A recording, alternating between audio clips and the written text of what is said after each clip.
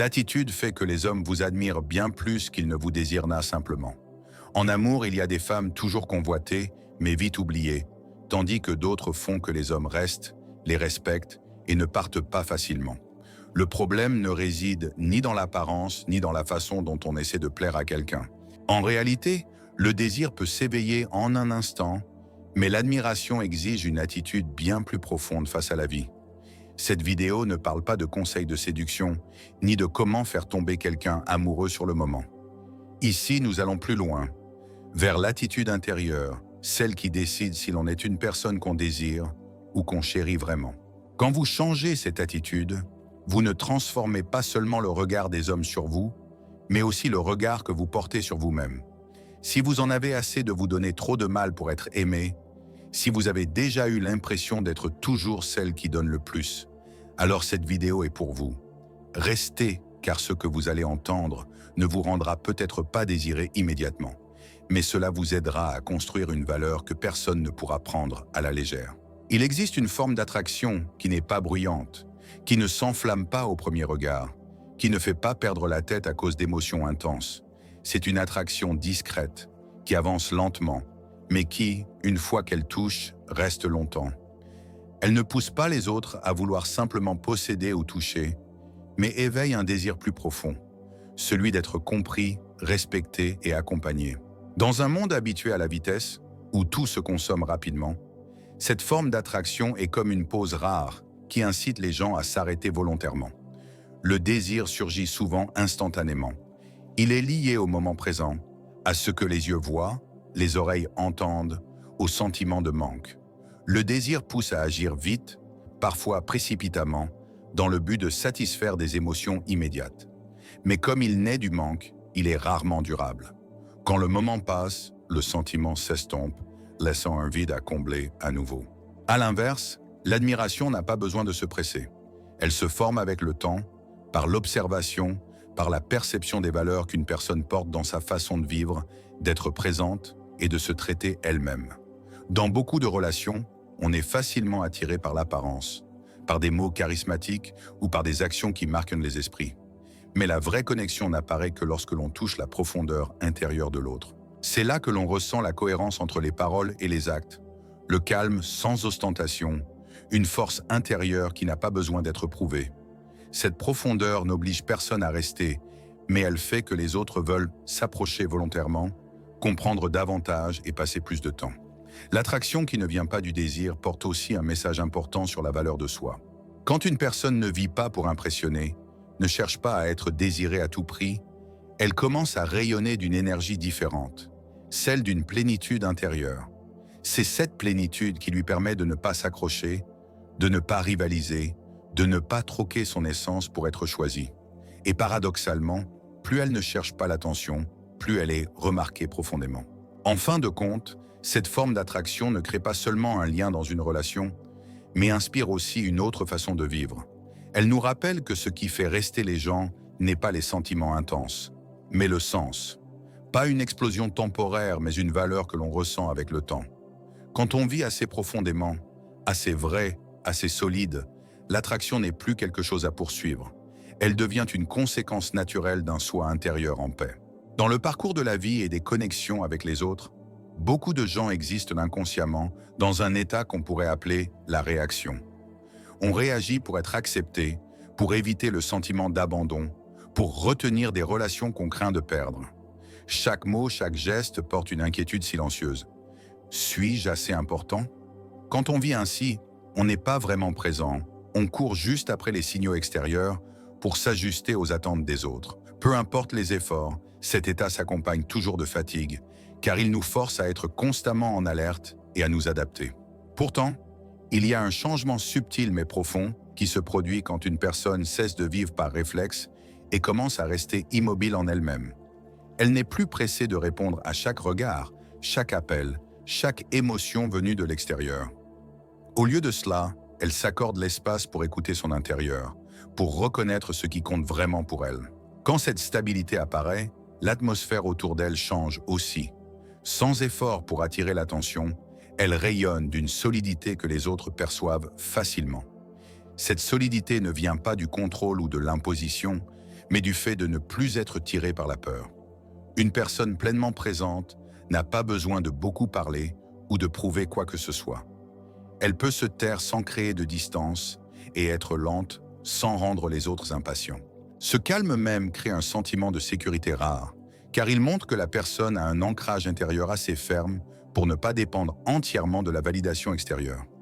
Quand on passe de la réaction à la présence, la nature de l'attraction change aussi. Elle ne réside plus dans des actions qui impressionnent ou dans des efforts pour plaire, mais dans un état. Cet état est comme un sol solide sur lequel les autres peuvent marcher sans craindre l'effondrement. Dans un monde bruyant où chacun essaie de parler plus fort pour être entendu, la présence silencieuse devient quelque chose de spécial. Elle invite les autres à ralentir, à écouter davantage, à se connecter plus profondément. Plus important encore, la présence ne crée pas seulement de l'attraction dans les relations, mais porte aussi une dynamique de mouvement. Elle montre une autre façon de vivre, non pas poussée par la peur de perdre, mais par la compréhension de soi. Quand on ne réagit plus pour maintenir une connexion, on commence à connecter consciemment. Et c'est précisément à ce moment que la relation cesse d'être un lieu pour prouver sa valeur. Elle devient un espace où deux vrais êtres humains se rencontrent. Dans un monde fait de fluctuations et de comparaisons constantes, beaucoup entrent en relation avec l'idée qu'il faut prouver rapidement sa valeur. Ils parlent plus que nécessaire, agissent à la hâte, occupent inconsciemment l'espace pour affirmer leur présence. Mais il existe un type de personne complètement différent. Elle n'est pas pressée de montrer qui elle est, ni hâtive d'être reconnue, ni avide d'être au centre de l'attention. Ce qui la maintient ferme, c'est son axe intérieur, ce point d'appui interne qui l'empêche d'être emportée par le rythme de la foule. Les personnes avec un axe intérieur clair entrent en relation avec un calme très naturel. Elles ne portent pas la pression de plaire, ni la peur d'être éclipsées si elles se taisent. Au lieu de courir après la vitesse et les attentes des autres, elles gardent leur propre rythme, en accord avec leurs valeurs et leurs ressentis personnels. Ce rythme n'est pas fait pour créer une impression, mais reflète le respect envers soi-même.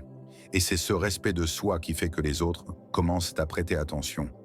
Non pas parce qu'ils sont séduits, mais parce qu'ils ressentent curiosité et confiance. Dans les relations, ce qui manque le plus à beaucoup de gens, ce n'est pas l'émotion, mais la stabilité. Les émotions peuvent surgir rapidement et disparaître tout aussi vite, mais la stabilité n'apparaît que lorsque quelqu'un ne se laisse pas ébranler par les changements extérieurs.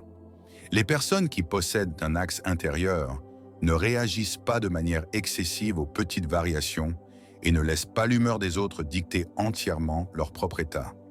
Elles se tiennent là comme un point fixe qui empêche la relation de dériver au gré des vagues émotionnelles imprévisibles. Cette stabilité n'a pas besoin d'être proclamée ou affichée. Elle s'exprime dans de tout petits détails.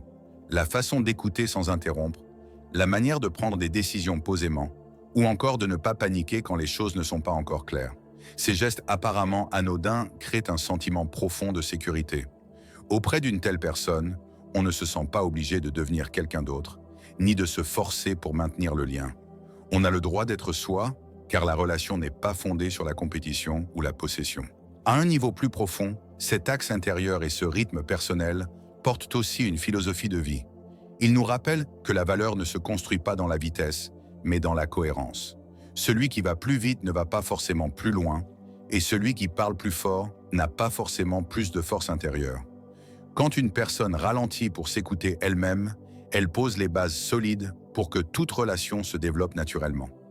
Dans un monde incertain, cette fermeté silencieuse devient la source d'attraction la plus durable. Pendant longtemps, on a souvent confondu l'expression d'émotions fortes avec la maturité émotionnelle. On pense que dire beaucoup, montrer clairement sa tristesse, sa colère ou sa douleur est un signe de sincérité. Mais en réalité, la maturité ne réside pas dans l'intensité des émotions, mais dans la capacité à les comprendre et à les guider. Une personne au moi intérieur mature ne cache pas ses émotions, mais ne les laisse pas non plus dominer entièrement ses paroles et ses actes. Celui qui possède une profondeur émotionnelle sait écouter ce qui se passe en lui. Il reconnaît ce qu'il ressent, pourquoi il le ressent et quels besoins non satisfaits cela révèle.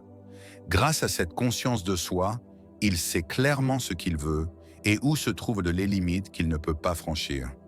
Cette clarté l'aide à éviter les relations floues ou les situations qui le font souffrir en permanence.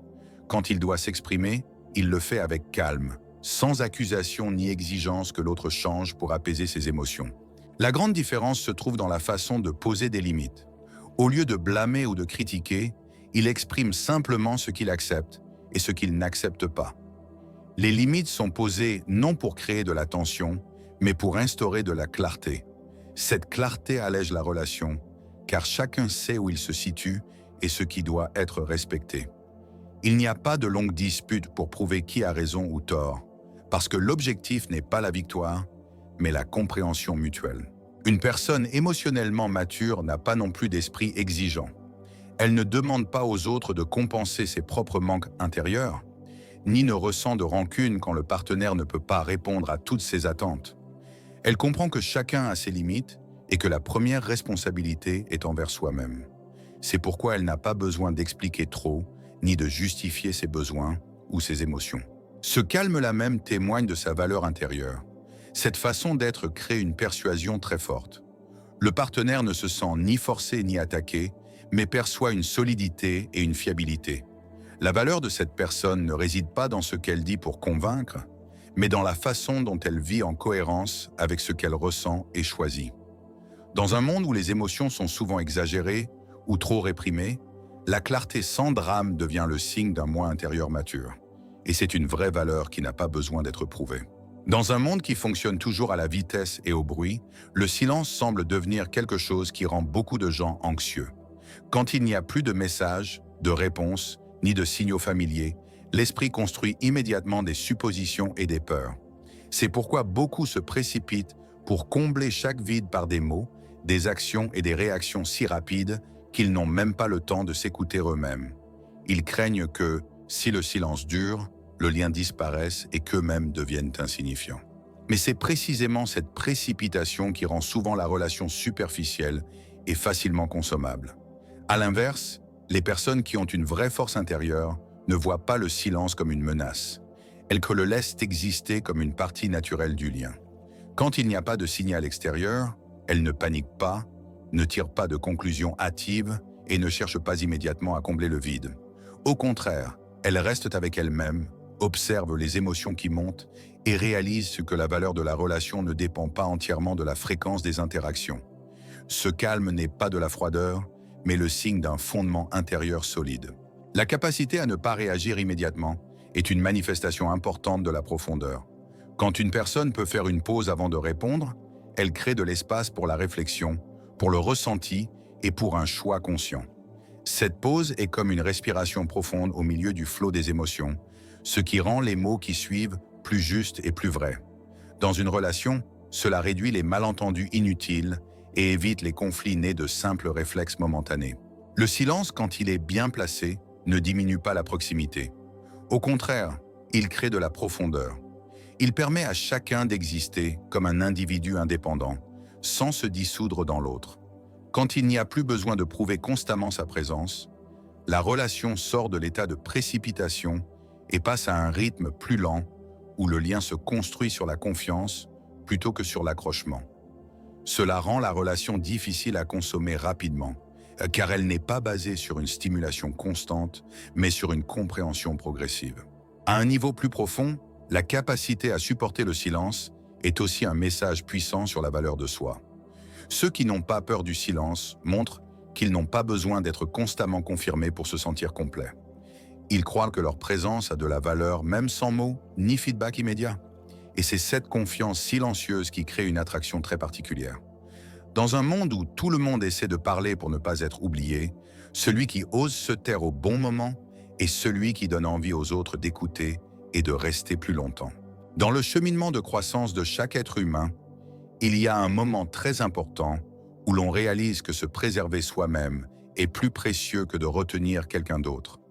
Avant ce moment, beaucoup sont prêts à surpromettre, à s'engager sans être vraiment prêts, ou à s'accrocher à des relations qui ne leur conviennent plus. Tout cela par peur. Peur de perdre le lien, peur d'être laissé derrière, peur du vide quand quelqu'un part. Mais ces compromis érodent peu à peu la valeur de soi, rendant la relation, même maintenue, lourde et mensongère. Le vrai tournant arrive quand une personne ose s'arrêter et regarder en face ses propres capacités.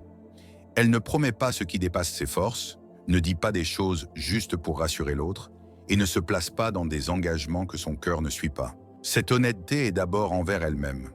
Au lieu de courir après la peur de la perte, elle choisit la clarté, acceptant qu'une relation n'a de sens que si les deux restent volontairement, et non par obligation ou par culpabilité.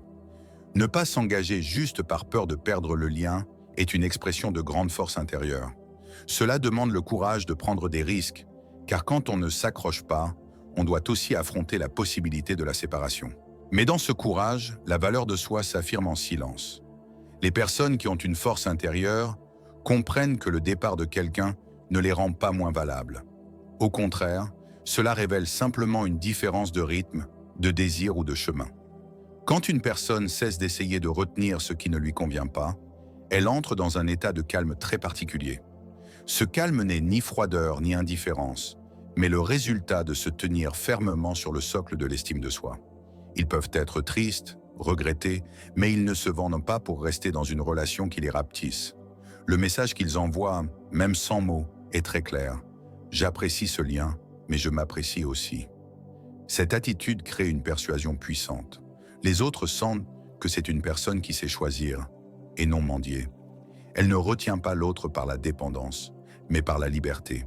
Et paradoxalement, quand on n'a plus peur de perdre, la relation devient plus légère et plus authentique. Que quelqu'un reste ou parte, la valeur de soi reste intacte, car elle ne dépend plus de la présence de quiconque. Dans le cheminement de la connaissance de soi et de la connexion avec les autres, la vulnérabilité est souvent mal comprise. Beaucoup pensent que vulnérabilité signifie exprimer la douleur avec intensité, se plaindre sans fin ou ressasser les traumatismes dans l'espoir d'être pris en pitié. Mais la vraie vulnérabilité ne réside pas dans l'exposition de la blessure, mais dans la façon dont on se tient face à cette blessure. C'est la capacité à regarder en face les expériences difficiles sans avoir besoin de se transformer en victime des circonstances. Une personne vraiment vulnérable ne nie pas sa douleur, mais ne laisse pas non plus la douleur définir qui elle est. Quand elle partage ce qu'elle a traversé, sa voix ne porte pas de ressentiment, et ses yeux ne cherchent pas le salut chez les autres. Elle ne raconte pas son histoire pour être sauvée, mais pour être comprise. Ce calme même montre qu'elle a fait un long chemin pour affronter et digérer ce qui l'a autrefois blessé. Ce qui crée la force silencieuse de la vulnérabilité, ce n'est pas l'autodépréciation. Une personne profonde n'utilise pas sa douleur pour attirer l'attention, ni ne se fait petite pour être aimée.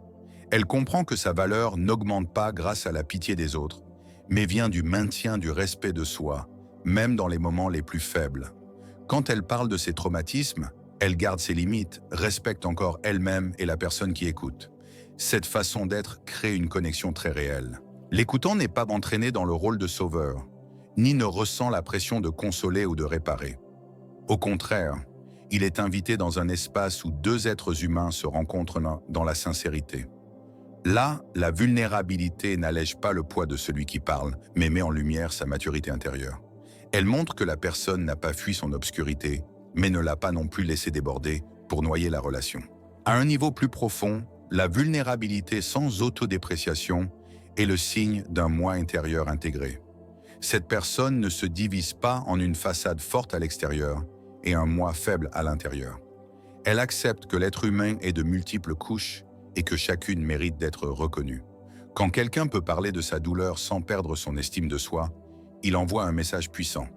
La faiblesse n'est pas l'opposé de la force, mais une partie de cette force.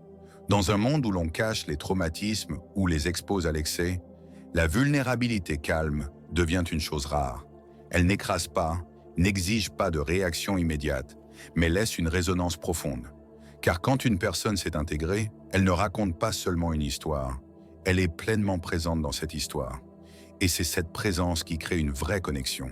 Il existe un moment très particulier dans le cheminement du développement intérieur d'un être humain, quand l'attraction n'est plus quelque chose à poursuivre.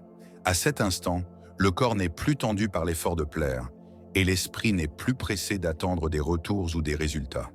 Tout ralentit naturellement, comme si la personne avait cessé de courir contre le temps pour commencer à marcher avec lui. Cette détente n'est pas un abandon, mais le signe d'un moi intérieur assez ferme pour ne plus avoir besoin de se prouver par la hâte. Les personnes qui vivent dans cet état ne ressentent pas le besoin de rivaliser avec quiconque. Elles ne comparent pas leur valeur au regard ou au choix des autres. Au contraire, elles se concentrent sur le fait de vivre en accord avec ce qu'elles croient important. Elles ne cherchent pas non plus à définir chaque relation ou chaque émotion sur le champ. Elles comprennent que certaines choses ne deviennent claires que lorsque le temps a fait son œuvre. Cette patience vient d'une profonde confiance en la valeur intérieure, une valeur qui ne dépend pas d'une reconnaissance immédiate. Quand une personne croit en la valeur qui est en elle, elle n'est plus obsédée par le besoin d'être choisie. Cela apporte un sentiment de plénitude très paisible. Cette plénitude s'exprime dans de petites choses, la façon d'écouter sans impatience, d'être présente sans possessivité et de laisser tout se dérouler selon un rythme naturel. C'est cette plénitude qui fait que les autres sentent que cette personne n'est pas facilement emportée ni facilement remplacée.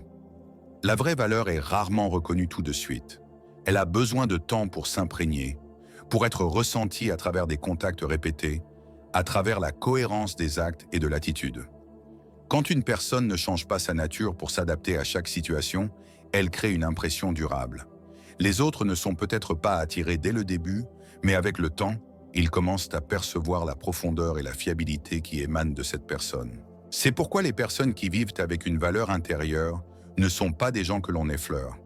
Elles ne créent pas une explosion à court terme, mais laissent une résonance durable. Leur présence est associée à un sentiment de respect, de sérénité et d'envie de rester. Dans un monde habitué aux évaluations rapides et au remplacement immédiat, la valeur ressentie au fil du temps devient une forme de pouvoir rare. Elle n'a pas besoin d'ostentation, ni de pression, mais elle est assez profonde pour être mémorable, assez ferme pour être chérie et assez vraie pour que les autres choisissent de rester. Et maintenant, peut-être avez-vous compris une chose essentielle. L'admiration ne vient pas de l'effort pour être choisi, mais du fait de ne pas se perdre soi-même. Quand vous vivez assez profondément, assez fermement et assez véritablement, vous n'avez plus besoin de vous accrocher à quiconque. La bonne personne reconnaîtra naturellement cette valeur. Si ce contenu vous a touché, n'hésitez pas à liker pour soutenir la chaîne et à vous abonner pour ne pas manquer les prochaines vidéos sur la profondeur de l'esprit et la philosophie de vie. Et surtout, laissez un commentaire, partagez vos pensées ou vos expériences. Qui sait, votre histoire pourrait être exactement ce dont quelqu'un a besoin d'entendre aujourd'hui.